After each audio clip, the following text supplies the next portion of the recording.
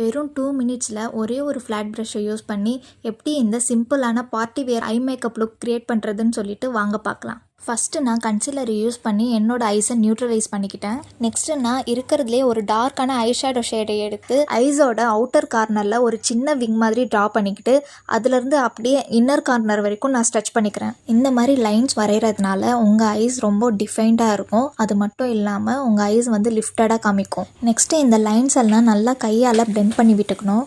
So that அந்த lines வந்து தெரியாத மாதிரி ஃபுல்லாக வந்து பிளெண்டடாக இருக்கணும். எனக்கு வந்து இந்த ஐ ஷேடோ கண்ணு வரைக்கும் இருந்தால் போதும்.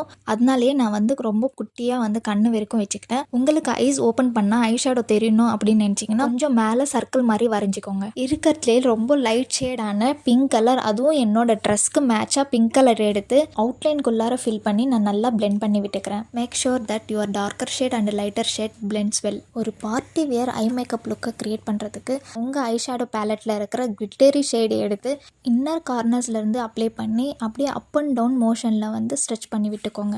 கிளிட்டர்ஸ் யூஸ் பண்ணும்போது அந்த கிளிட்டர்ஸோட பார்ட்டிகல்ஸ்லாம் சில சமயம் அந்த சீக்ஸில் விழுந்து உங்களோட ஃபுல் மேக்கப்பையும் ரூயின் பண்ணுறதுக்கு சான்சஸ் இருக்குது. அதனால் எப்போவுமே ஒரு டிஷ்யூ வந்து கண்ணுக்கு கீழே வச்சு கிளிட்டர்ஸை யூஸ் பண்ணுங்கள்.